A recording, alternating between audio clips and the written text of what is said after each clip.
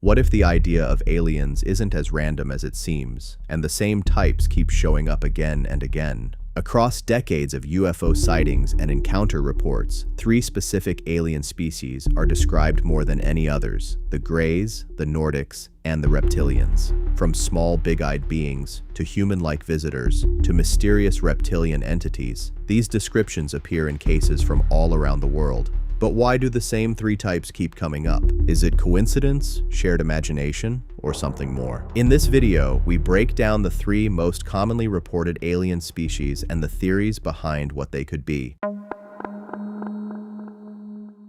Picture this. You are lying in your bed at 3 in the morning. The house is perfectly still. You've had a long day, you're exhausted, and sleep came quickly, probably quicker than usual. But then something wakes you, not a sound, not a movement, something else, a feeling, a presence. You try to move your arms, and you can't. You try to open your mouth, and nothing comes out. Your body is paralyzed, and your bedroom, the room you've slept in for years, doesn't feel like yours anymore. Something is standing at the foot of your bed. You can feel it before you can see it. And when your eyes finally adjust to the dark, you see a shape, thin, too thin, with a head too large for its body, and two enormous eyes that seem to absorb all the light in the room rather than reflect it. And then, nothing. Morning. Sunlight.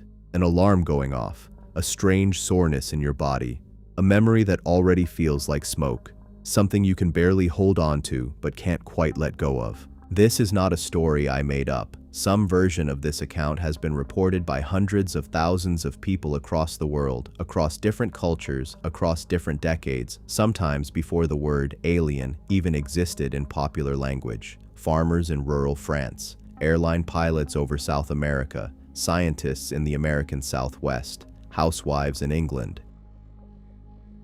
military officers in Russia, Aboriginal elders in Australia, all of them describing something remarkably similar with remarkably consistent detail. So what is going on? Today, we are going to go deep, and I mean genuinely deep, into the three most commonly reported non-human intelligent entities in the history of humanity's encounter phenomenon. We're talking about the Grey aliens, the Nordic aliens, and the Reptilians. We are going to explore what they look like, where they allegedly come from, what they want, how they interact with humans, and what the most credible researchers, experiencers, whistleblowers, and scientific thinkers have to say about each of them. This is not a show about whether you should believe in alien life. The scientific consensus is already clear. The universe contains hundreds of billions of galaxies, each with hundreds of billions of stars, many of them with orbiting planets. The probability that Earth is the sole location of intelligent life is essentially zero. The real question, the one that gets genuinely interesting, is not whether intelligent non-human life exists, but whether it has visited us. And if so, who are they? What do they want? And why do three specific types keep appearing again and again in the testimony of credible human witnesses spanning thousands of years? Buckle in, this is going to be a long one. The Greys. The visitors, the most encountered beings in human history. Introduction to the Greys. If you were to ask someone on the street to draw an alien, the odds are overwhelming that they would draw a Grey. Big head, large, slanted black eyes, tiny nose, a thin line of a mouth, a frail body with elongated fingers, gray or pale skin, short, usually under 5 feet. They are, in virtually every measurable way, the most culturally pervasive image of extraterrestrial intelligence on the planet. They appear on movie posters, Halloween costumes, bumper stickers, and tattoos. They've been immortalized in Steven Spielberg's films, in The X-Files, in countless sci-fi novels, and in the logos of Area 51 merchandise sold along Highway 375 in Nevada. But here's the thing that most people, even those who are deeply interested in the UFO phenomenon, don't fully appreciate. The Grey alien image did not come from Hollywood. Hollywood got it from the witnesses. The pop culture version of the Grey alien that we all recognize today is a reflection, however distorted by commercialization, of what real human beings reported seeing in real encounters years before the image became a cultural cliché. In fact, when researchers began systematically collecting and analyzing alien encounter reports in the 1960s, 70s, and 80s, they were repeatedly struck by the consistency of the descriptions coming from people who had no connection to each other, no shared media consumption, and in many cases, no knowledge of the emerging UFO literature at all. Farmers in Brazil described the same beings that abductees in New England described. Children in Zimbabwe described them in drawings that matched the testimony of adults in Japan. The gray alien is not an American invention. It is a global phenomenon. So who or what are they? Physical description. What witnesses say? The physical description of the gray alien is, across thousands of reported encounters, remarkably consistent. Let's go through it systematically. Height and build. Most grays are described as being between 3.5 and 5 feet tall, though there are consistent reports of taller grays, sometimes called tall grays, who can reach up to 7 feet in height.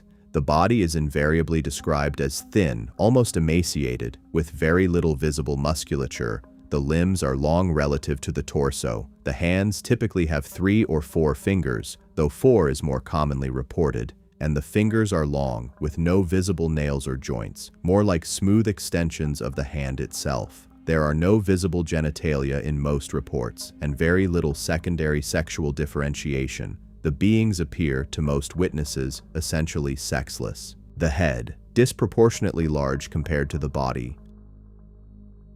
A cranium that bulges dramatically at the top and tapers to a narrow, almost pointed chin. The face is wide at the forehead and narrow at the jaw. This shape has been noted so consistently that some researchers have begun to wonder whether it represents a species that has evolved primarily for intellectual activity, with the brain occupying far more of the skull volume than in humans. The eyes. This is perhaps the most striking and universally reported feature. The eyes are described as enormous, almond-shaped, slanted upward toward the temples, and entirely black. There is no visible sclera, no iris, no pupil in the conventional sense, just smooth, deep black, like polished obsidian or still water at night. Despite this, witnesses almost uniformly report the sensation that the eyes are somehow alive, intensely expressive, capable of conveying emotion and intention without movement.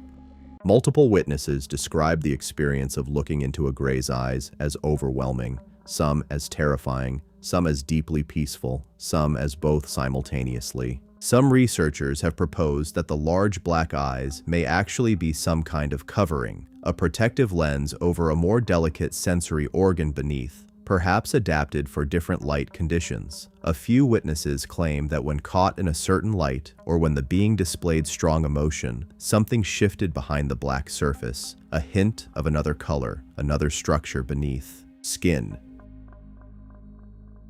The skin is described almost universally as gray, hence the name, though the specific shade varies between reports. Sometimes a warm gray, almost beige, sometimes a cool, almost blue-gray, sometimes described as pallid or translucent, like the skin of someone who has never seen sunlight.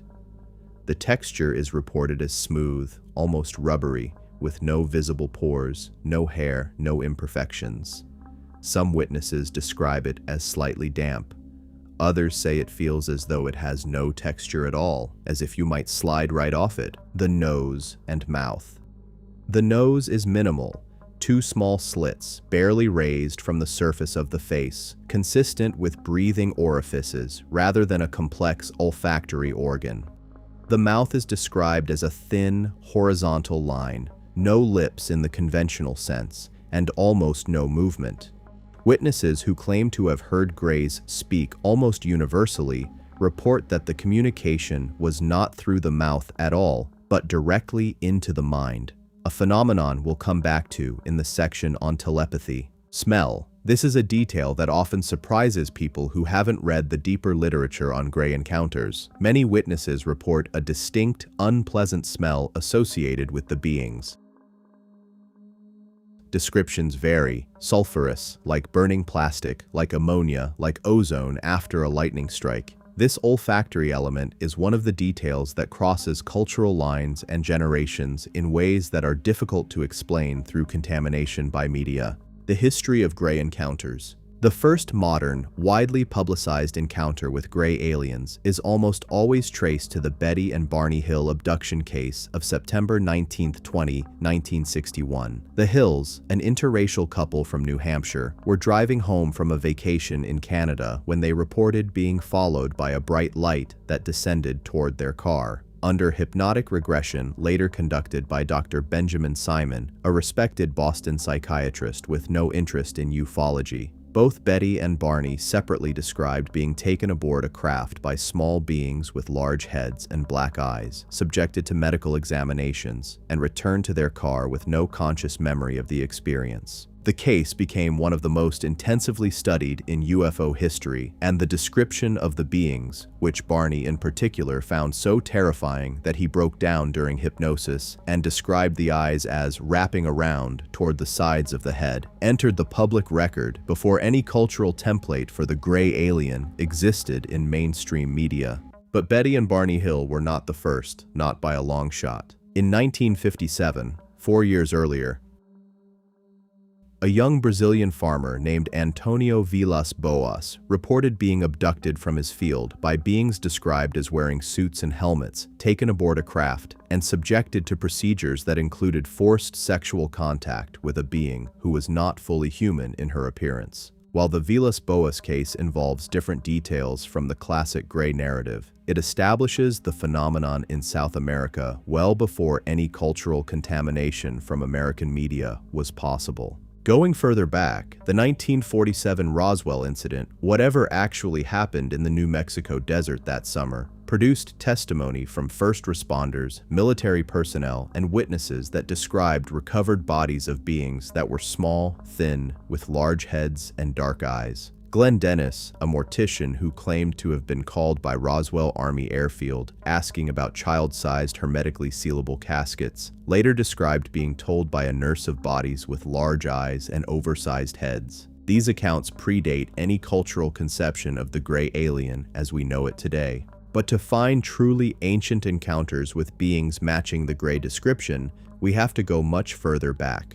Ancient Sumerian texts describe beings called the Anunnaki, sometimes interpreted as sky beings or gods who descended to Earth and interacted with humanity. While the traditional interpretation of these texts focuses on their more human-like features, there are passages that describe other beings, messengers, servants of the gods, who are described as having enormous eyes, small bodies, and the ability to communicate through thought rather than speech. Egyptian texts describe beings associated with the star system Sirius, whose descriptions share elements with the gray phenotype. Australian Aboriginal legends describe the Wandjina, sky beings depicted in ancient rock art with large heads, enormous eyes, and no mouths, a detail that maps strikingly onto the reported physiognomy of the Greys.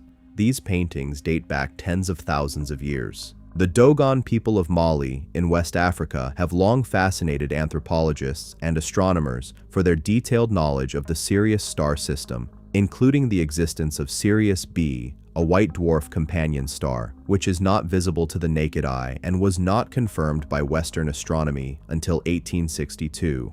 The Dogon claim this knowledge was given to them by beings who descended from the sky in vessels that spun and whistled, described as small, fish-like in appearance, with large eyes. Whether or not you accept these ancient accounts as genuine encounters with the same beings described in modern abduction testimony, the consistency across millennia and continents is remarkable. The abduction phenomenon, the systematic study of alien abduction, the experience of being taken involuntarily by non-human beings for the purpose of examination or procedure, gained its most rigorous academic treatment in the work of Dr. John Mack, a Pulitzer Prize-winning Harvard psychiatrist. Mack spent years interviewing and working with abductees using both standard psychiatric methods and hypnotic regression, and in 1994 published Abduction: Human Encounters with Aliens, one of the most important books in the history of the UFO literature, not least because of the credibility of its author. What Mack found was that his patients, many of whom came to him hoping to be told that their experiences were hallucinatory or the result of some diagnosable psychological condition,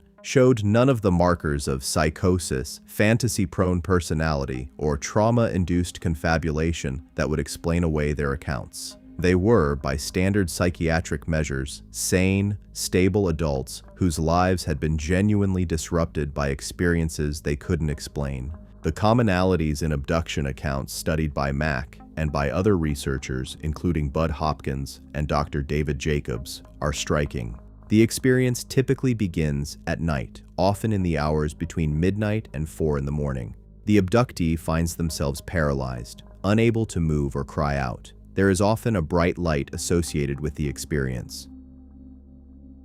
The beings who appear are almost universally described as the gray type, short, thin, large-headed, with enormous black eyes. The person is somehow transported through walls, through windows, via a beam of light, into an environment they describe as a craft or a facility. The interior is described as very white or very bright, with smooth, featureless surfaces and curved walls. The examination that follows is the most disturbing element of most accounts. It is medical in nature, involving instruments that witnesses can barely describe, not quite physical, not quite energetic, something in between. There is often a focus on the reproductive system. Long, thin instruments are inserted nasally or through other orifices. Samples appear to be taken. Some female abductees describe being shown hybrid children, beings who appear to be a mixture of gray and human, and encouraged to hold or interact with them. Communication throughout is not verbal. The beings communicate through what witnesses describe as direct mind-to-mind transmission, a sensation of thought being placed into the mind, rather than words being heard. Some describe it as feeling the way reading a sentence feels. The information is suddenly there, complete, without the sequential experience of listening to language. Occasionally, this communication contains what witnesses describe as messages, reassurances, explanations, warnings about the state of the earth. After the examination, the person is returned to their bed, to their car, to wherever they were.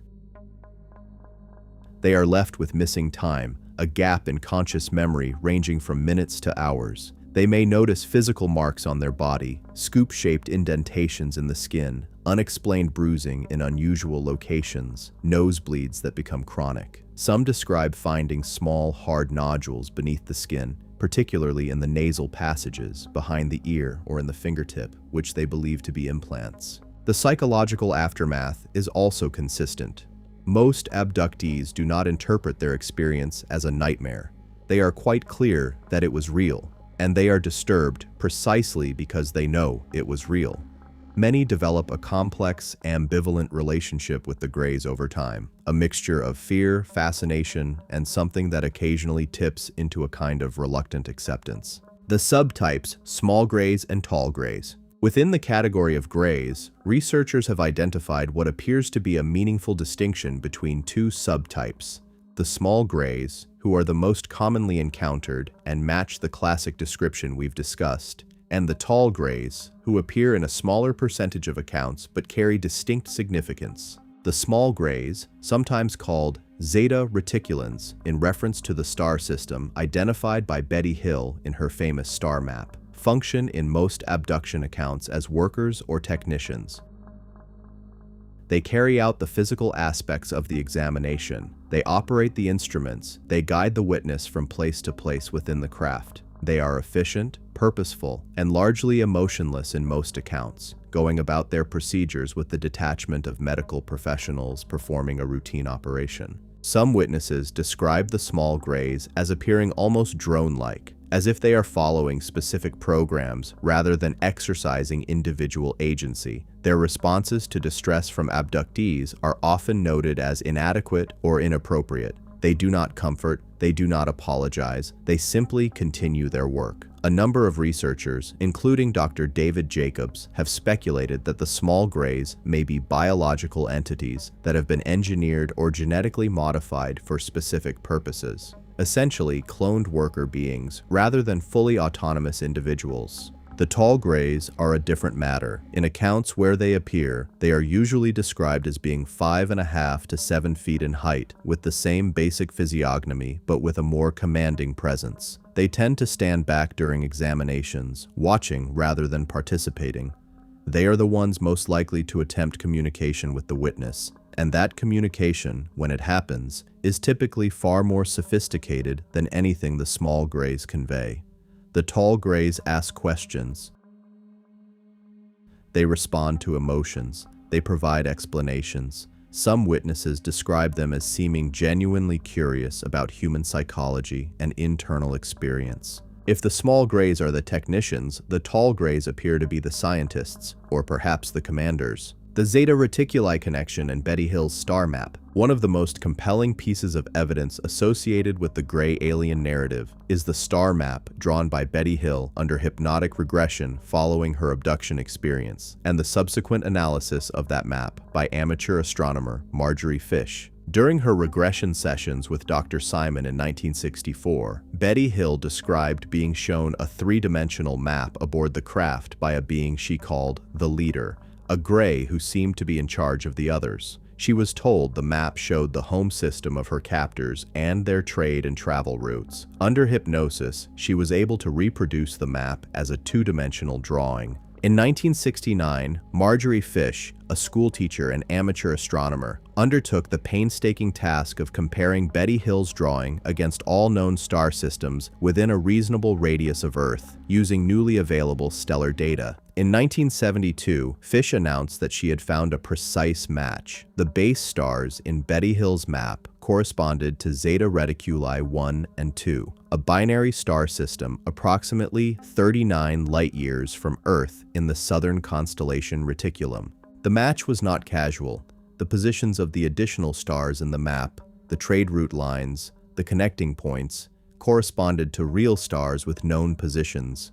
Computer analysis by astronomers at Ohio State University confirmed that the correspondence was statistically significant, not easily explainable by chance. Zeta Reticuli has since become one of the most discussed star systems in UFO research. In 1995, astronomers confirmed a debris disk around one of the system's stars, a disk consistent with the presence of planetary formation. If there are planets around Zeta Reticuli, and there is reason to believe there may be, they would be considerably older than our solar system, giving any intelligent life their potentially billions of years more development than we have had. What would a civilization look like after billions of years, more evolution than humanity has managed? It might look very, very different from us. It might have a brain that has expanded dramatically relative to its physical body, having depended on intellect rather than physical strength for survival across geological timescales. It might have lost many of the physical features associated with reproduction and survival in a primitive environment. Hair, external genitalia, redundant physical strength. It might have moved far beyond verbal communication towards something more efficient, more direct.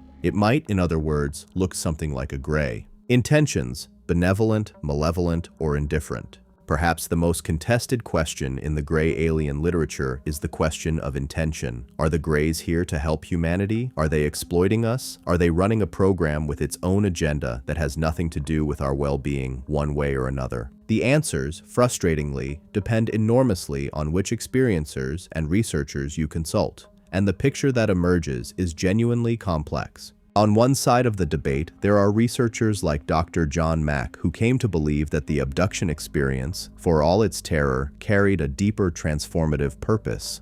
Many of his subjects reported emerging from their experiences with heightened environmental awareness, a profound sense of connection to the universe, and a diminished fear of death.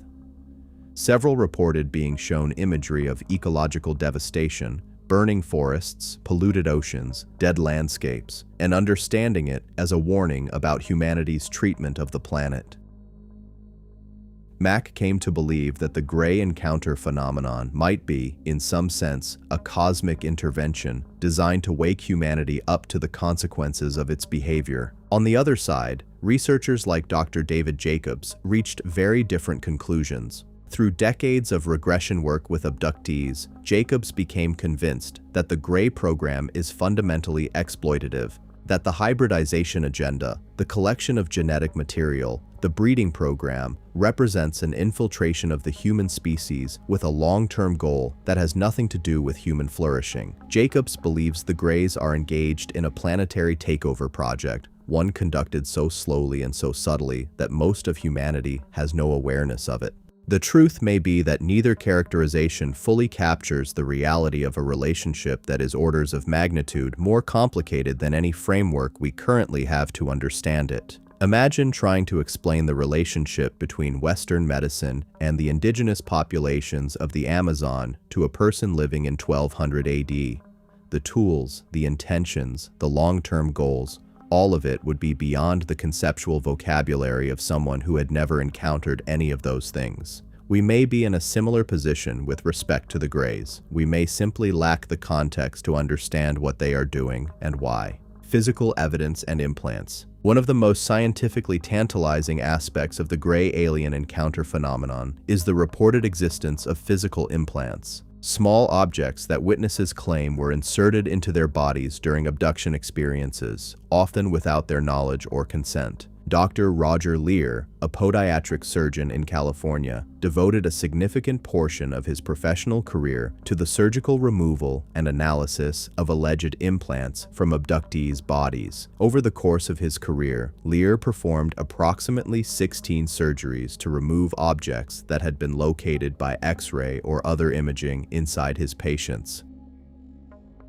What he found was genuinely puzzling. Many of the objects were surrounded by a biological membrane that prevented immune response. The body had not rejected them, as it would typically reject a foreign object, but had instead cocooned them in a specialized biological sheath. The objects themselves varied in composition, but in several cases were found to contain metals and alloys not naturally occurring in the human body, and in some cases, alloys whose composition did not match any naturally occurring meteorite or known manufactured material. Several objects showed evidence of being composed of isotope ratios that don't match the Earth's natural distribution. One analysis, conducted by scientists at the New Mexico Tech University, found that a sample contained iron with isotopic ratios inconsistent with terrestrial iron, a finding that, if accurate, is extremely difficult to explain by conventional means. The scientific community has been largely unwilling to engage seriously with these findings, which is understandable given the extraordinary nature of the claims. But the data sits there, waiting for a better explanation than it has so far received.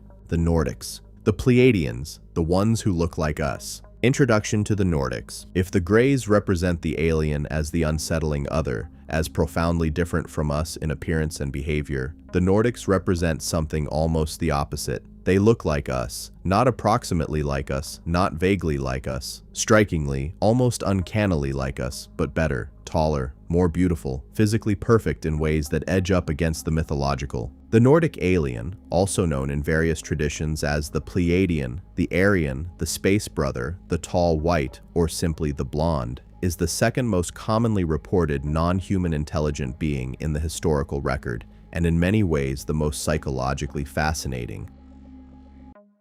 Because what does it mean to encounter something that looks exactly like an idealized human being, and yet is not? The Nordic alien is described as tall, typically between 6 and 7 feet, with some accounts going higher. The build is athletic, but lean, not bulky. The skin is almost universally described as pale, sometimes described as alabaster, sometimes as luminous, as if lit from within. The hair is blonde or white, typically straight, often worn long. In female-presenting Nordics, it may extend to the waist or beyond.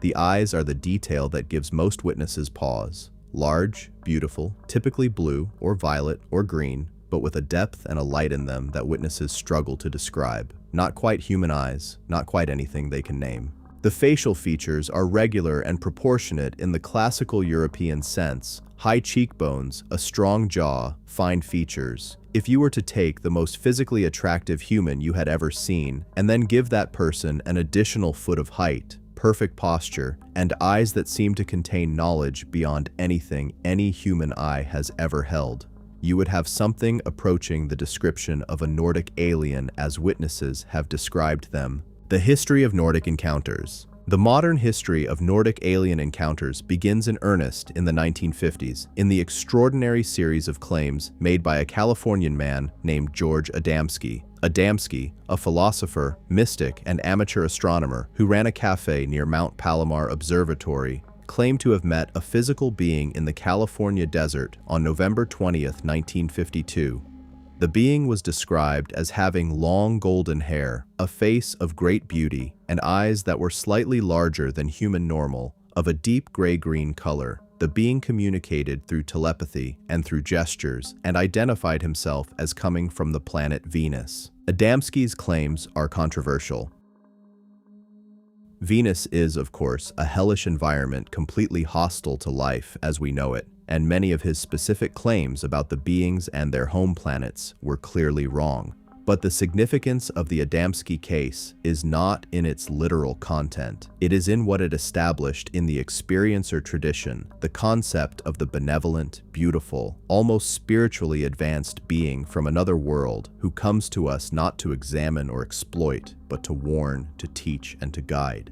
This template, the space brother, the wise and beautiful being from the stars, echoes through decades of subsequent encounter reports. In 1954, a Swede named Helge Kjellson reported contact with beings who were tall, blonde, and spoke of concern for the spiritual development of humanity. In 1955, an Italian man named Eugenio Siragusa began a series of claimed contacts with Nordic beings that would continue for decades. In 1965, a South American named Enrique Rincon reported encounters with beings who matched the Nordic description precisely and spoke of missions of cosmic importance. But the most significant and thoroughly documented Nordic encounter case, the one that did for the Nordics what the Hill case did for the Greys, is the Billy Meier case from Switzerland, which began in 1975 and arguably continues to this day. The Billy Meier case. Eduard Billy Meier is a Swiss farmer who claims to have been in sustained contact with a group of beings called the Pleiadians, or Plejaren, as they call themselves, since childhood, with the most intensive period of contact beginning on January 28, 1975. Meier's case is simultaneously the most evidentiarily rich and the most hotly contested in the entire history of UFO research. It is worth spending some time with. Meier claims that his primary contact is a being named Semjase, described as a tall, blonde, blue-eyed woman of extraordinary beauty and intelligence who is a cosmonaut from a planetary system in the Pleiades star cluster, approximately 440 light-years from Earth. Over hundreds of alleged contacts, Meier claims to have received extensive philosophical, historical, and scientific information from Semjase and other Plejaren, to have been taken aboard their spacecraft on multiple occasions, and to have been shown sights ranging from the surface of other planets to scenes from human prehistory. What makes the Meier case extraordinary from an evidential standpoint is the physical evidence he produced.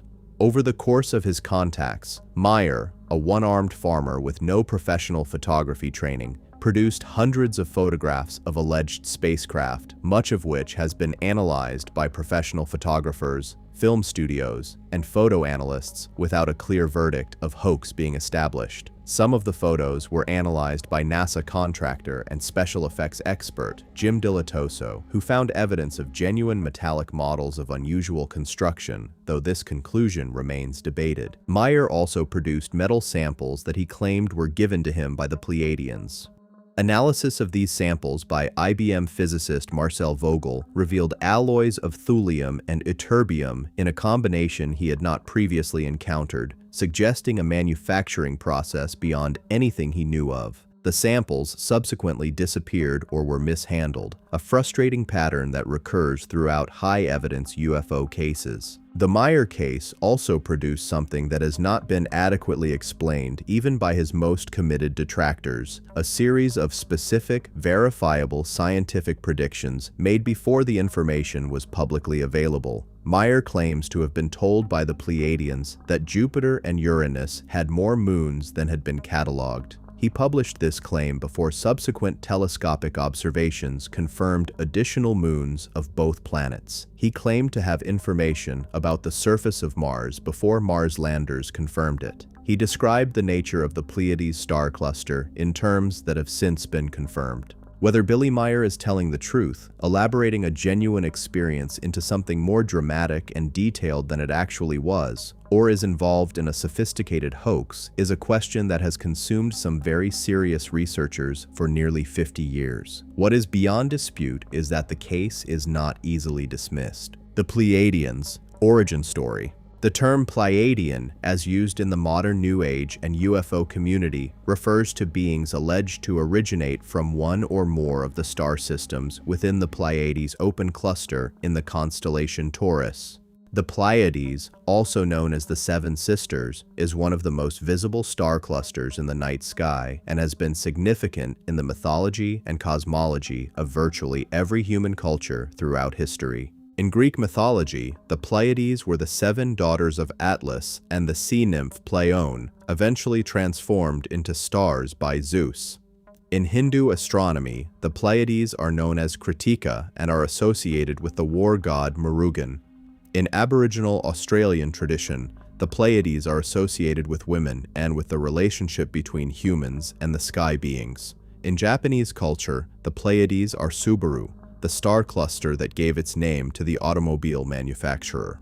In the mythology of the Hopi people of the American Southwest, the Pleiades are the home of the Kachina spirits, sky beings who taught humanity the arts of civilization. The consistency with which human cultures around the world have given special significance to the Pleiades, and specifically have associated them with teachers or gods who came from the sky, is one of the data points that Pleiadian contact advocates find most significant. According to the information allegedly transmitted through contactees like Meyer, the Pleiadians are a civilization far older than humanity. Some accounts place them at hundreds of thousands or even millions of years ahead of us in development. They went through their own period of warfare, environmental destruction, and near self-annihilation before achieving a state of relative spiritual and technological harmony. They have a particular interest in humanity, according to their own claimed accounts, because of a genetic and historical connection. They or their ancestors allegedly seeded or influenced early human development, making them something between teachers and distant cousins. Their motivation for contact, as they themselves express it, is educational and cautionary. They are concerned about humanity's trajectory, specifically the development of nuclear weapons, the ongoing destruction of the biosphere, and what they describe as the spiritual immaturity of a civilization with enormous power and insufficient wisdom.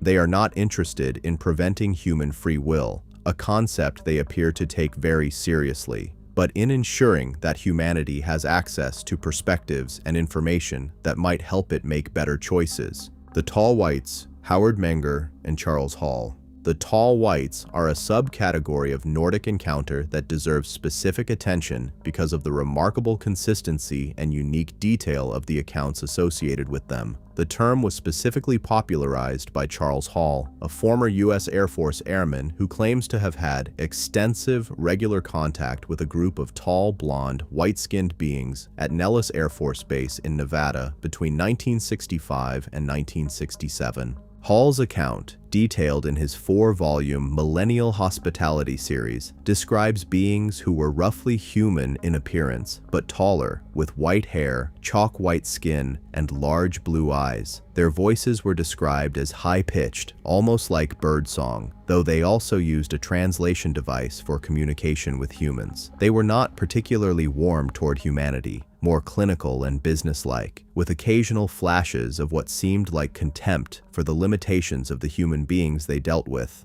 But they were not hostile either. They had an arrangement with the US military, access to human resources, and cooperation on certain technological matters in exchange for allowing a level of contact and potentially shared technology. What gives Hall's account particular weight is its specificity and its consistency over decades. Hall is a careful, methodical man, a former nuclear physicist and environmental scientist, and the level of detail in his accounts, particularly regarding the physical appearance, behavior, and apparent social structure of the beings, is not easily fabricated. He describes them as having a hierarchical society in which age conferred status, with the eldest beings identifiable by their height and the texture of their skin, commanding enormous deference from younger members of their group. Hall also makes observations about the physiology of the tall whites that go beyond what any pop culture template would suggest. He describes them as having a second, transparent eyelid that moves horizontally across the eye, something noted also in reptile physiology. He describes their fingers as being longer than human fingers, with a different number of joints. He describes specific behaviors around food, sleep, and child-rearing that have an alien consistency and internal logic that is difficult to invent. The Nordics in ancient myth.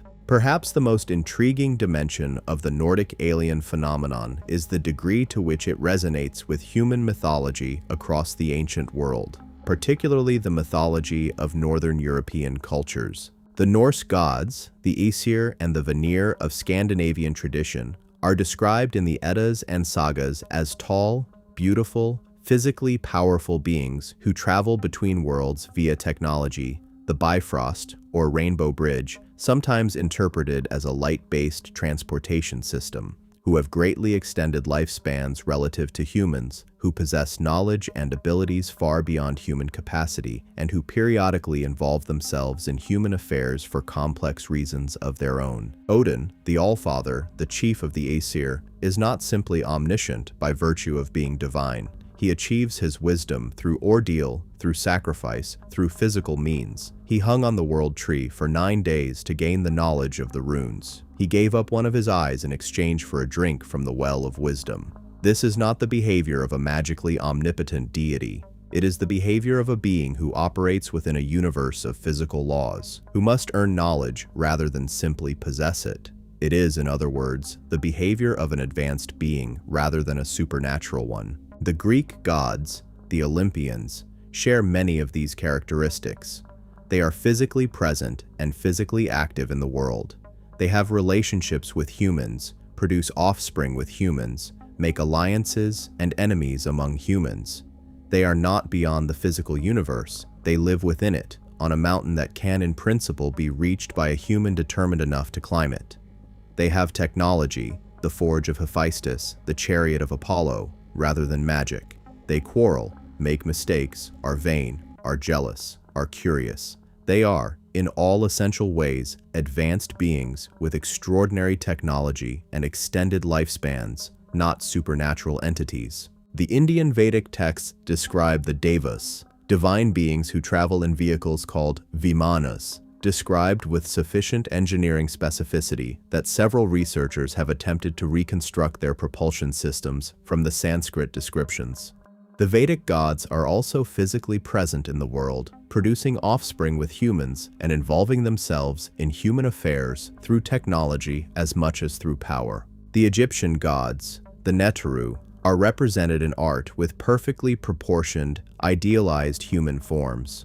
The pharaoh was considered to be the living embodiment of Horus, the sky god, the physical meeting point between the human world and the world of the Neteru. The entire apparatus of Egyptian civilization, the pyramid building, the elaborate priesthood, the complex astronomical alignments of the great temples, can be understood as humanity's sustained attempt to maintain its relationship with beings from the sky. Are these mythologies encoding memories of actual contact with Nordic-type beings? The hypothesis is controversial, but it cannot be dismissed out of hand when we consider the global consistency of the descriptions and the remarkable degree to which the Nordics described by modern contactees match the profile of the ancient sky gods. Message and mission: what the Nordics claim to want. Across the entire body of Nordic contact literature, from the early contactees of the 1950s through the channeled Pleiadian transmissions of the 1980s and 90s through the most recent contactee accounts, a surprisingly consistent message emerges. The Nordics, as a group, claim to be here for reasons of cosmic kinship and mutual survival. They view humanity as a younger civilization that is approaching a critical juncture, a point at which the decisions made about technology, ecology, warfare, and social organization will determine whether the species survives or destroys itself. They are not simply bystanders to this process. They appear to have a genuine stake in human survival, though the nature of that stake varies by account. In some versions of the Nordic narrative, the stake is genetic. They share DNA with humanity. They are in some sense our progenitors, and they feel a responsibility toward their creation. In other versions, the stake is more metaphysical. Humanity represents a particular quality of conscious experience that is rare in the universe, and its destruction would impoverish the cosmic community. In still other versions, the stake is purely pragmatic. Humanity is developing technologies, particularly nuclear and quantum technologies, that could affect the stability of the surrounding region of space, making humanity's choices a matter of wider concern. The consistent elements of the Nordic message across decades and dozens of independent contact accounts include: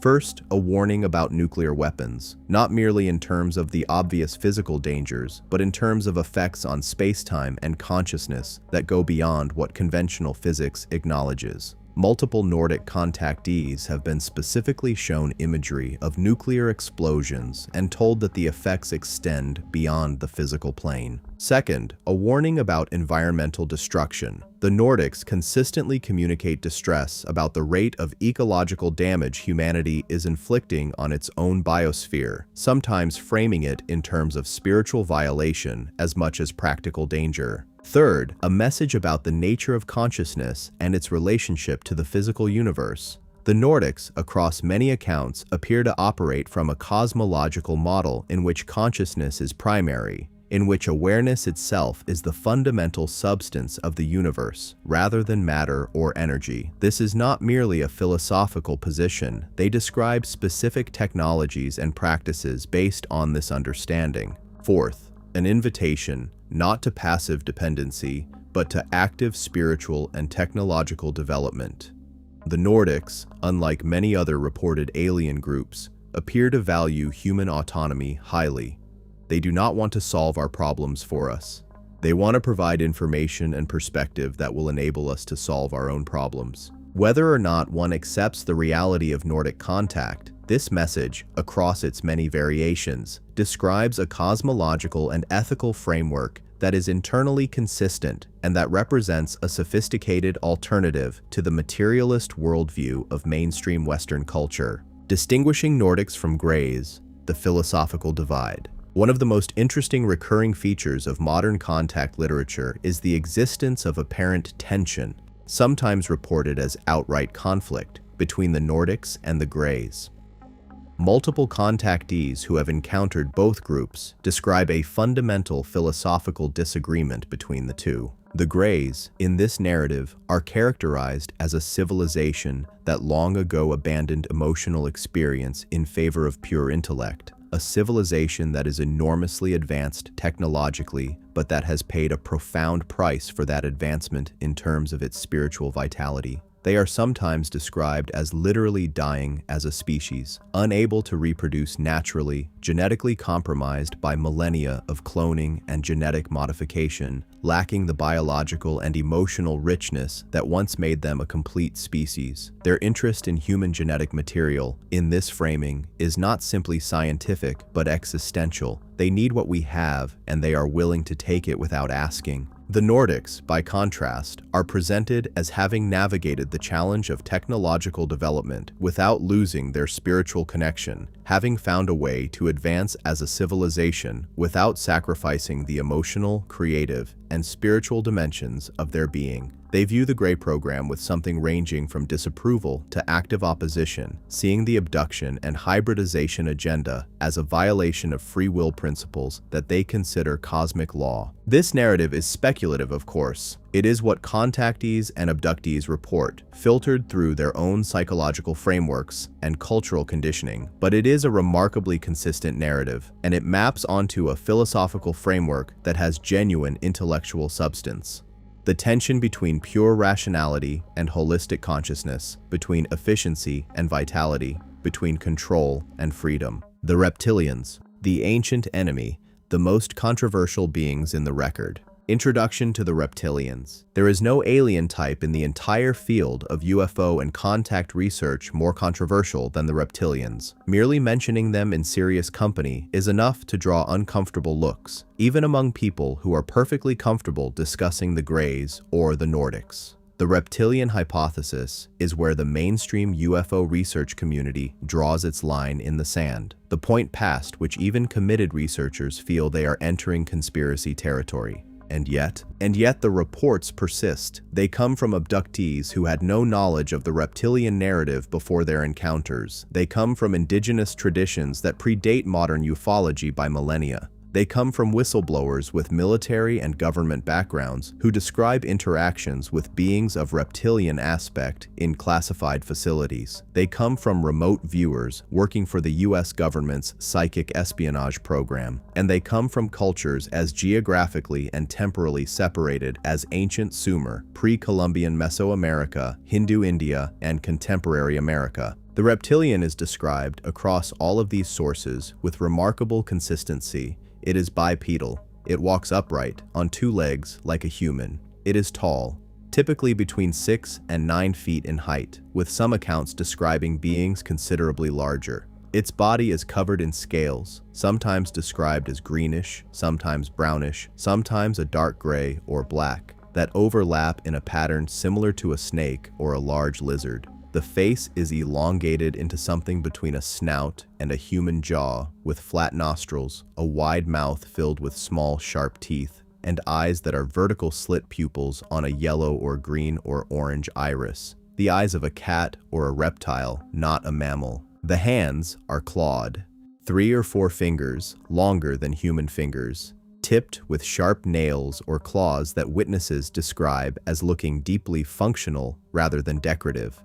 The overall impression is of a being that is simultaneously deeply familiar, bipedal, upright, intelligent, communicative, and profoundly alien in a way that the Greys and Nordics, for all their strangeness, are not.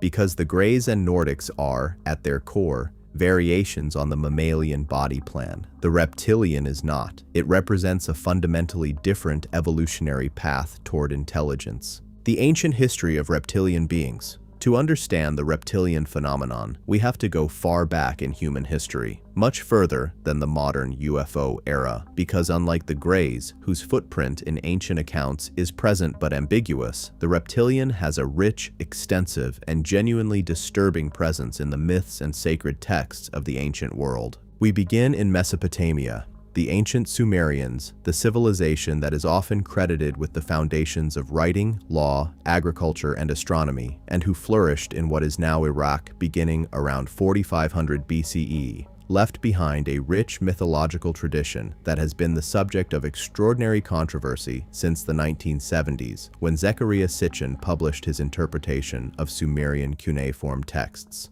Among the beings described in Sumerian mythology are the Anunnaki, a word that translates roughly as those who from heaven to earth came. The Anunnaki are the primary gods of the Sumerian pantheon, and they are described in ways that don't quite match any conventional conception of divine beings. They are physical. They eat, they drink, they have sex with humans, they quarrel over territory and resources, they perform surgery, they have hierarchies of power and complex interpersonal relationships. And critically, they are described in some texts as having specific physical features that suggest a non-human origin. Some of the lesser beings associated with the Anunnaki are described with serpentine features, with scaly skin, with vertical slit eyes. The Sumerian text, known as the Enuma Elish, the creation epic, describes a cosmic battle between the creator god Marduk and the primordial dragon Tiamat, from whose body the earth and sky are shaped. This may be mythological elaboration of something more literal, a conflict between two groups of beings, one of which is reptilian in nature. But the Sumerians are not alone in their serpentine sky beings. In ancient India, the Vedic and later Hindu traditions are full of the Nagas, serpentine beings of great power and intelligence who live beneath the earth and in underwater kingdoms, who can take human form at will, who are sometimes beneficial and sometimes dangerous to humanity, and who are associated with wisdom, with secret knowledge, and with the control of rain and water. The Nagas are not simply mythological creatures. They are treated in the texts as a distinct species, a civilization, with their own kingdoms, their own social structure, and their own complex relationship with humanity. In the Hindu Mahabharata, one of the longest epic poems ever written, and a text that contains within it genuine historical information alongside mythological elaboration, there are detailed descriptions of the Naga king Vasuki, who has a city beneath the earth and who maintains diplomatic relations with the human kingdoms above. The Nagas interbreed with humans, producing offspring who are considered noble. They possess vimanas, flying vehicles, and weapons of terrible power. They are, in all essential ways, an advanced civilization with a different relationship to the surface world than humanity has. In ancient Egypt, the god Set, the patron of storms, disorder, and violence, is sometimes depicted with a head that is not clearly identifiable as any known animal, but that has an elongated snout, pointed ears, and features that have been compared to a reptile by several researchers. Set's conflict with his brother Osiris and nephew Horus is one of the central myths of Egyptian civilization, and it maps onto a narrative of conflict between different groups of beings, potentially different species, competing for control over the human world. The Maya and Aztec civilizations of Mesoamerica had as their primary deity the feathered serpent, known as Quetzalcoatl among the Aztecs, as Kukulkan among the Maya. This being is represented as a serpent with the plumage of the quetzal bird, a powerful, intelligent, serpentine being who came from the sky, taught humanity the arts of civilization, astronomy, agriculture, architecture, mathematics, and departed with the promise to return. The degree to which the entire cultural apparatus of Mesoamerican civilization is organized around the worship and anticipated return of this serpentine being is extraordinary. In ancient China, the dragon, which is represented not as a European-style monster, but as a wise, powerful, serpentine creature of great intelligence and supernatural ability, is at the center of the imperial tradition. The Chinese emperor was considered a descendant of the dragon, the son of heaven, the representative on earth of the cosmic dragon power. This is not metaphorical. It was believed literally that the imperial line had a blood connection to the sky dragons. In the Judeo-Christian tradition, the story of the serpent in the Garden of Eden is one of the foundational narratives of Western civilization, and its implications are extraordinary if taken as something other than pure metaphor. A serpent, a specifically reptilian being, approaches the first humans, engages them in intelligent conversation, offers them knowledge that their creator has withheld from them, and is punished for this act with a peculiar curse. On your belly you shall go, and you shall eat dust all the days of your life. The implication is that the serpent did not previously go on its belly, that it was formerly upright, and the enmity declared between the seed of the woman and the seed of the serpent, "It shall bruise your head, and you shall bruise his heel," implies an ongoing adversarial relationship that is almost biological in its terms. Not the relationship between a human and an abstract evil, but between two physical lineages. The modern reptilian encounter. The modern reptilian encounter literature is substantial, though it occupies a lower profile in mainstream UFO research than the gray or Nordic material because of its association with more extreme conspiracy narratives. This association is unfortunate because there is a genuine body of sober, coherent witness testimony that deserves attention on its own terms. Among the earliest modern reptilian encounter reports is the account of Ashland, Nebraska police officer Herbert Schirmer, who in 1967 reported being taken aboard a craft by beings he described as having a somewhat reptilian quality to their faces, elongated, with large eyes, and with what appeared to be a breathing apparatus. Schirmer's account, recovered under hypnosis, is one of the earliest on record to introduce the reptilian dimension. John Lear, the son of Learjet inventor William Lear and a former CIA pilot with an extraordinary professional resume, claimed in the late 1980s that the US government had negotiated treaties with multiple alien groups, including a group of reptilian beings.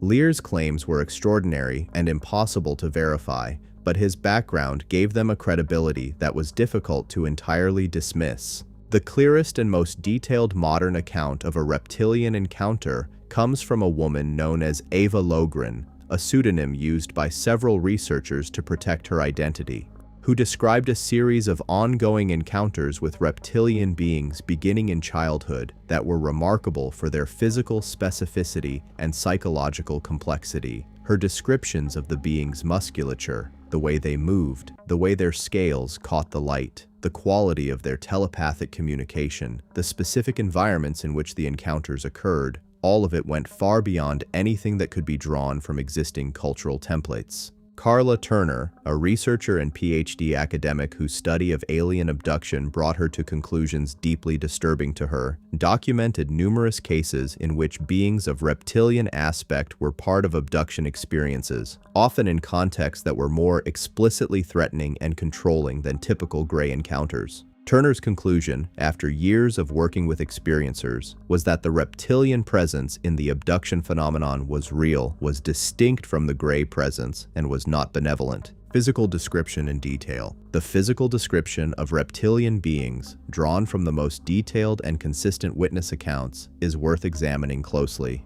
Overall form: bipedal, bilaterally symmetrical, upright walking, like a human. The posture is often described as slightly hunched at the shoulders, the neck thicker and shorter than a human neck, the head carried slightly forward on the neck rather than directly above the shoulders. The overall silhouette is humanoid, but wrong, powerful in a way that is fundamentally different from human power, with a center of gravity that sits lower than a human's, suggesting a different relationship between upper and lower body mass. Skin and scales. The skin is covered in scales that vary in size across the body, smaller and more refined on the face, larger and more pronounced on the back, shoulders, and outer limbs. The color is typically described in shades of green, brown, or gray-black, though witnesses occasionally describe iridescent or shifting coloration, particularly in certain lighting. Some witnesses describe a moist or oily quality to the skin. Others describe it as dry and slightly rough. The belly area is often described as lighter in color, a pale cream or yellowish white, again consistent with actual reptilian biology, in which the underside is typically lighter. The face. The head is elongated relative to a human head. The jaw is wider, the cranium lower and flatter, the overall shape more reminiscent of a large lizard or monitor than of any mammal. The nose is flat, with large, open nostrils. The mouth is wide, much wider than a human mouth, and when opened, reveals multiple rows of small, sharp teeth, or in some accounts, fewer but larger fang-like structures. The tongue is sometimes described as forked, though this detail appears in fewer accounts. The eyes are the most alien feature, typically yellow, green, or orange, with a vertical slit pupil that witnesses describe as intensely unsettling, not because it is malevolent in expression, but because it is so definitively not mammalian. It is the eye of something cold-blooded, something that processes the world in a fundamentally different way. Hands and claws. The hands are 3 or 4 fingered, with elongated fingers ending in claws or thick, hardened nails. The grip is described as extremely powerful. Witnesses who have been physically held by reptilian beings describe a strength that is far beyond human normal. The hands are sometimes described as having a damp or cold quality, consistent with the general reptilian association with cold-bloodedness, though several witnesses specifically report that the beings generated heat. Communication. Reptilians are described in most accounts as capable of direct telepathic communication, similar to greys. However, the quality of the communication is consistently described as different, more forceful, more demanding, less ambiguous.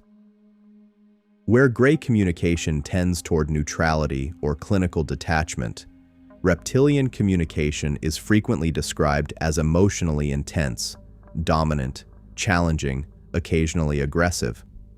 Some witnesses describe the sensation of reptilian telepathic contact as invasive in a way that gray communication is not, as if the being is not simply sending thoughts, but rummaging through the recipient's mind. Some accounts describe reptilians as also capable of physical vocalization, a deep, resonant sound that is sometimes described as more felt than heard, like a sub-bass frequency that registers in the chest and stomach rather than the ear. The hierarchical structure: warrior class, priest class, and royals. One of the most consistent features of detailed reptilian encounter accounts is the description of a complex social hierarchy with distinct castes or classes, each with different physical characteristics and apparent functions. The most commonly encountered reptilians, those who appear in abduction scenarios, in underground facility reports, and in many contact experiences, appear to be what multiple researchers have called a warrior class.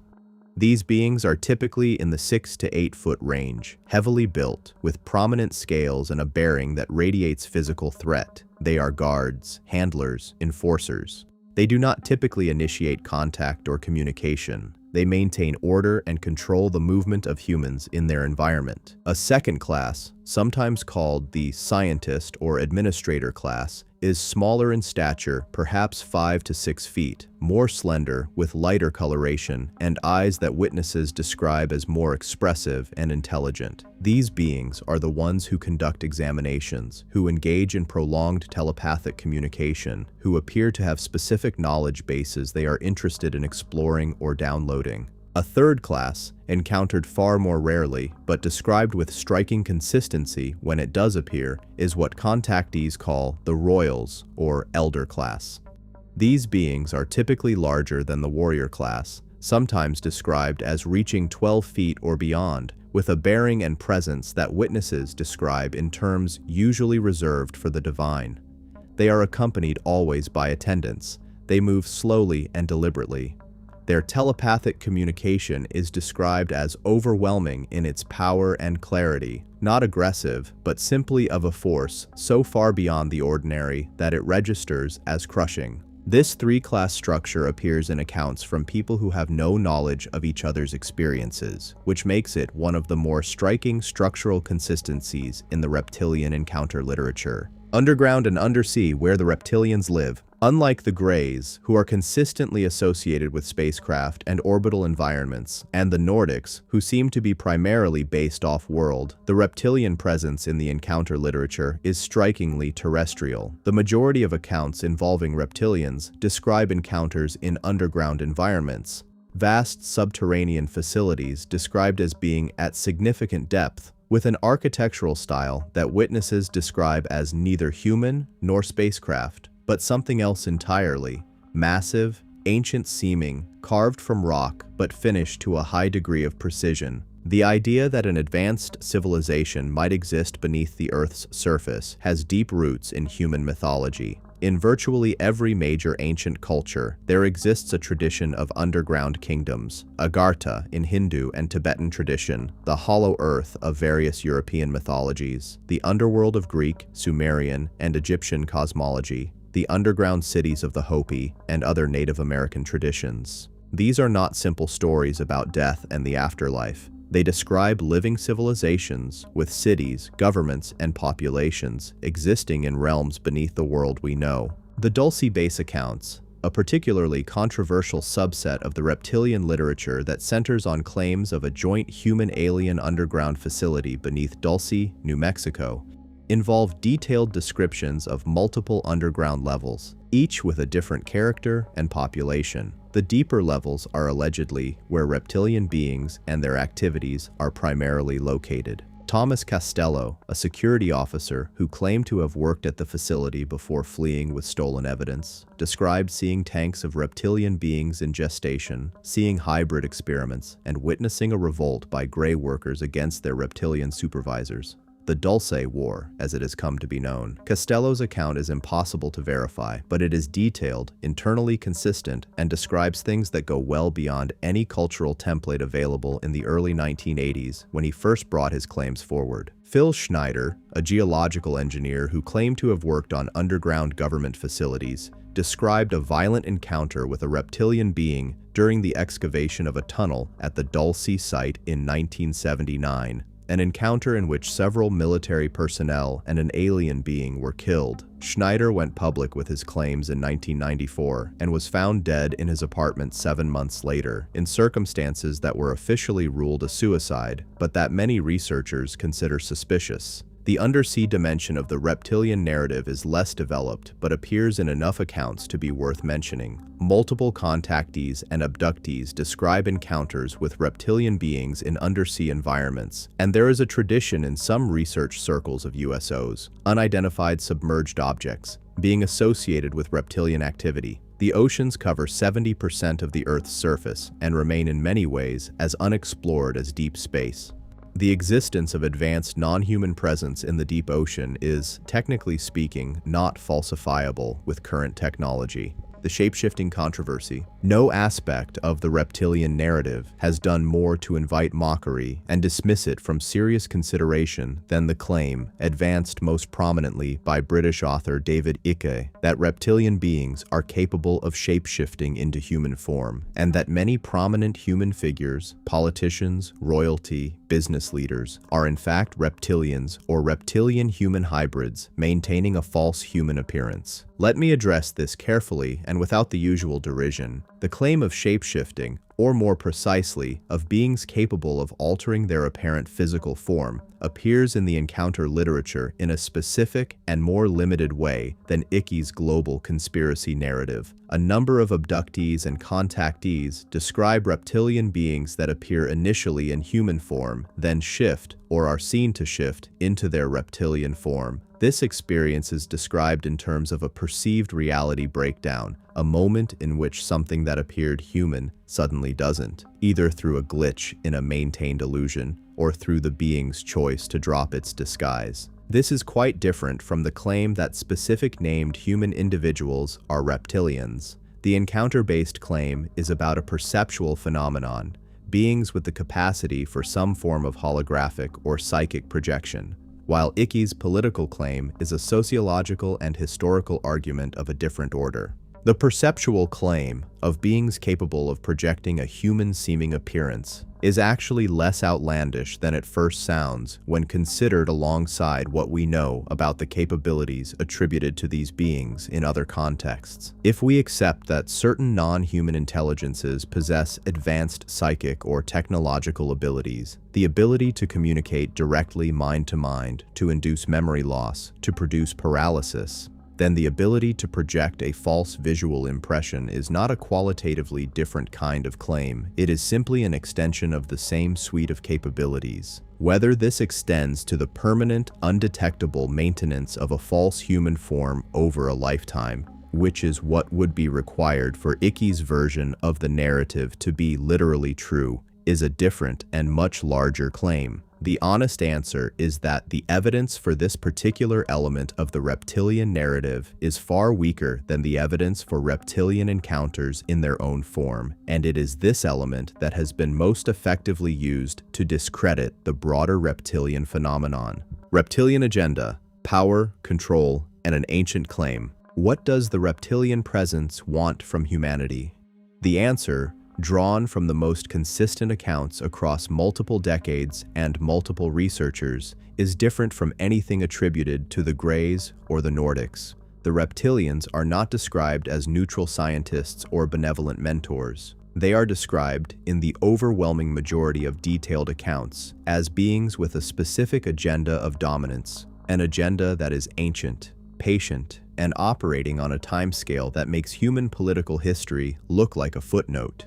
The most coherent version of this narrative, synthesized from multiple independent sources, goes roughly as follows. The reptilians, or a faction of them, have been in relationship with the human species for an extremely long time, possibly since before the emergence of modern Homo sapiens. This relationship has never been one of equals. At various points in human history, the reptilians have operated openly. The gods who demanded worship and sacrifice of multiple ancient civilizations may reflect a period when the relationship was more explicit. As human consciousness and civilization developed to the point where explicit domination became impractical, the relationship moved underground, literally and figuratively. The agenda, as described, is not about the extinction of humanity. Humans are valued as a resource, though the nature of that resource is described in disturbing terms.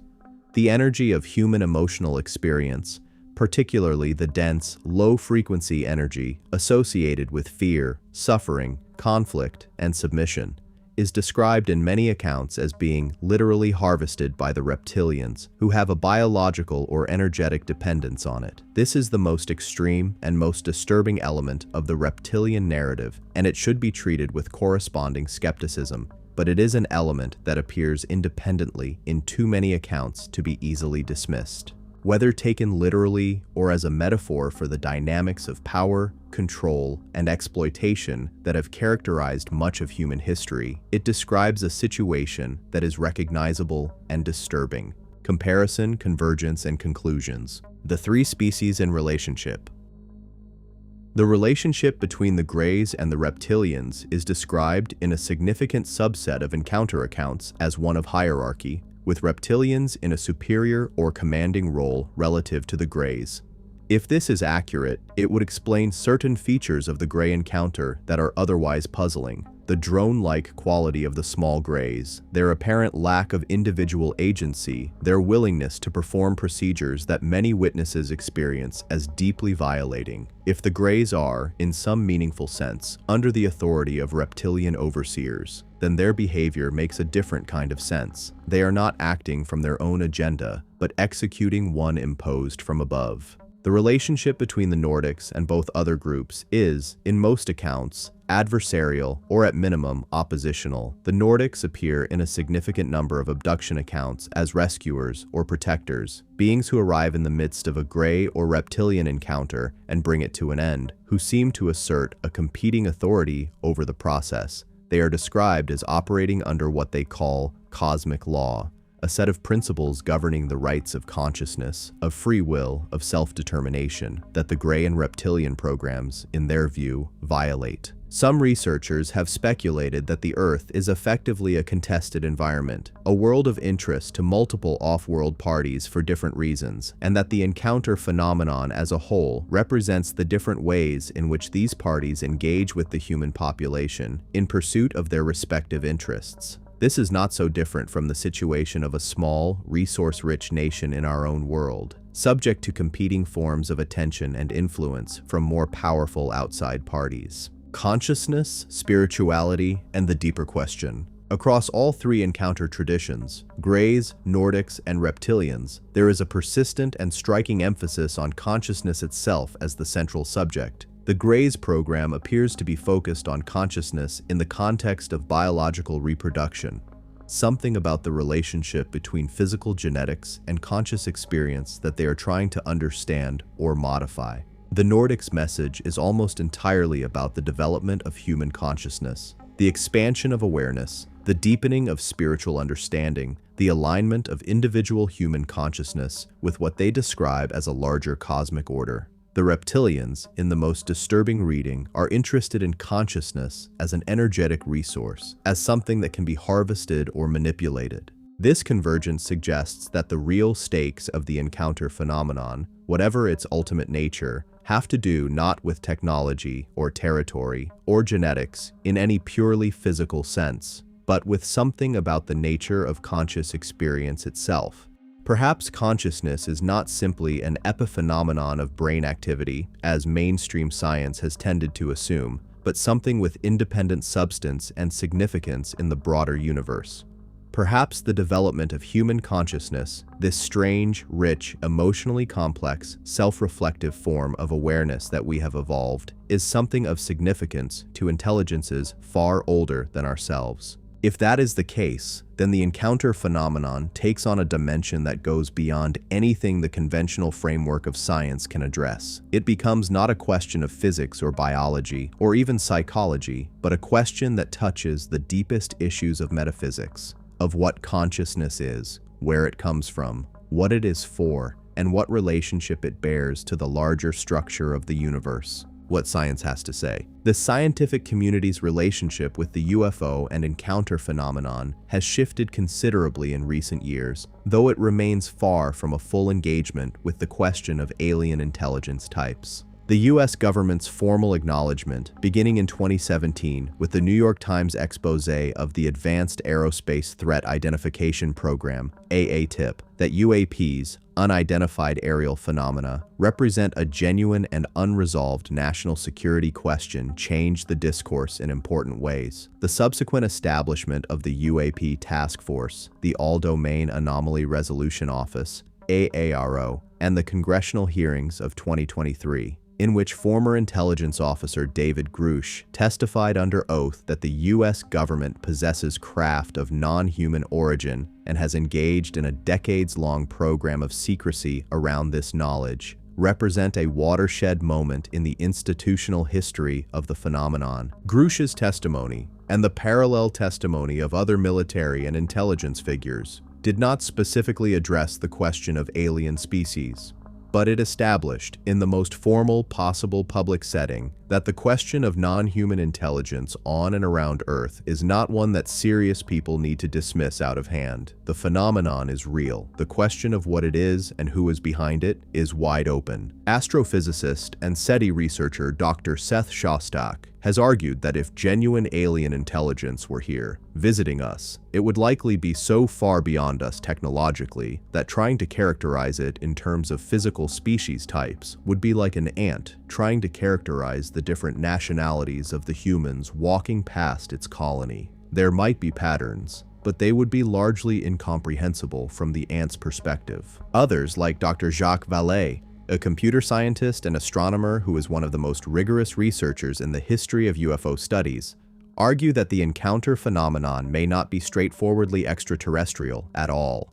Vallée's interdimensional hypothesis proposes that the beings involved in encounter experiences may originate not from other planets in our physical universe, but from other dimensions or layers of reality that intersect with ours in ways we do not yet understand. This would explain many features of the phenomenon that are difficult to account for on a purely spacecraft and biology model: the apparent ability to phase through walls, the inconsistent physical evidence, the psychic and consciousness-altering effects, and the deep resonance with mythology and religious experience throughout human history. The experiencers themselves. It is worth taking a moment before we conclude to consider the human beings at the center of this phenomenon: the experiencers, the contactees, the abductees, the witnesses, because ultimately, whatever is or is not visiting our world, there are hundreds of thousands of human beings who have had experiences they cannot explain and cannot forget, and whose lives have been permanently altered by what they encountered. These people come from every walk of life, every culture, every level of education, every psychological profile. They are not, as a group, mentally ill. They are not, as a group, attention seekers. In fact, many of them have spent years or decades in silence about their experiences, sharing them only reluctantly when they finally did. They are not people with obvious motive for fabrication. They are not connected to each other in ways that explain the consistency of their accounts. What they share is an experience that sits at the absolute edge of what human consciousness can encounter.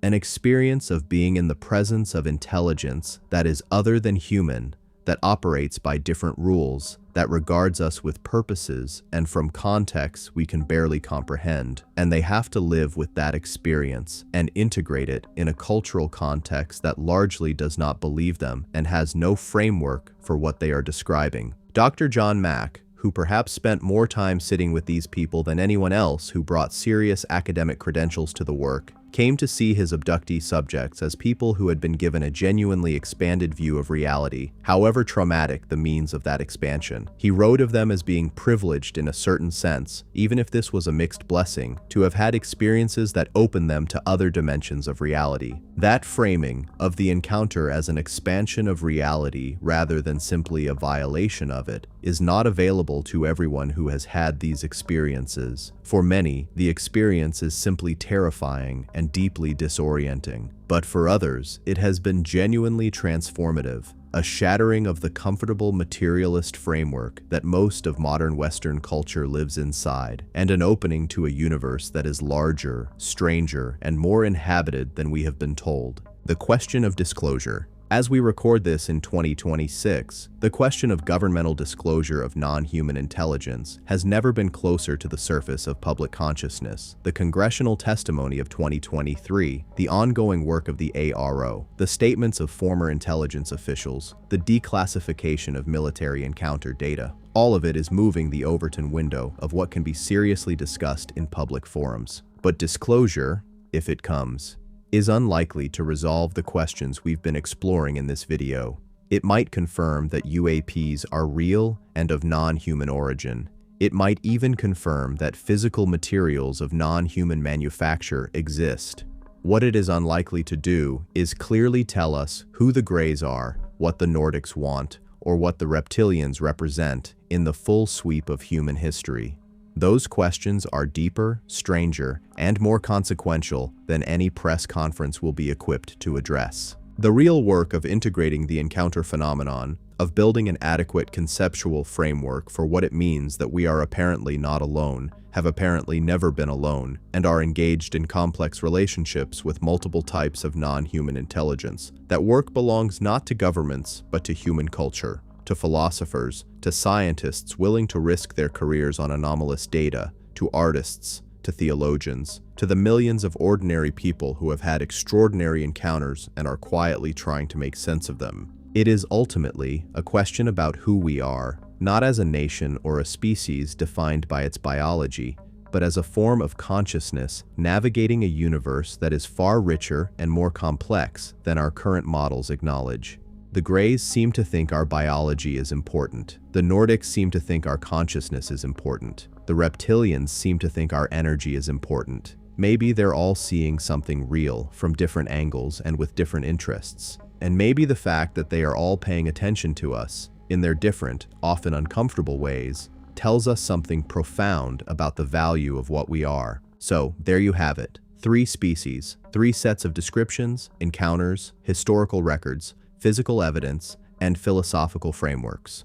3 alien presences that have been woven through human experience for as far back as we can look, and that continue to be reported by credible witnesses in the present day. The Greys, the most commonly encountered, most clinically consistent, most evidentially documented, small, thin, large-eyed beings conducting a program involving the human species whose ultimate purpose remains one of the deepest mysteries of our time. The Nordics, the beautiful teachers, the cosmic cousins, the beings who look like our idealized selves and speak to our highest aspirations. A presence in human mythology so ancient and so universal that it may say something profound about where we came from and who has been watching over us, or watching us, since the beginning.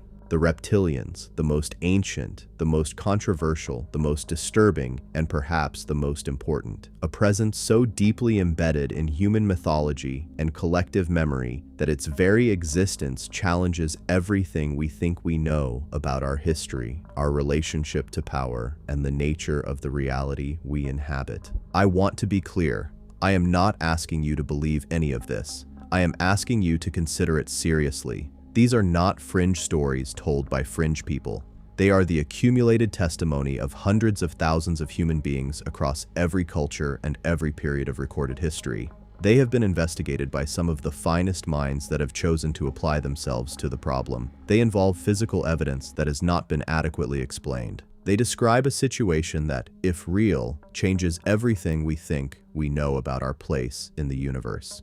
Whether we are ready for that change, whether we can hold the complexity of a universe that is inhabited, contested, and has been engaged with the human species for a very long time. That is perhaps the deepest question of our age. The stars are not empty, they never were. We just have to decide whether we are ready to look. Thanks for watching, everyone. If you enjoyed this video, don't forget to like, subscribe, and hit that notification bell so you never miss an update. Drop a comment below with your thoughts. I love hearing from you. Check out more videos on the screen, and I'll see you in the next one. Take care.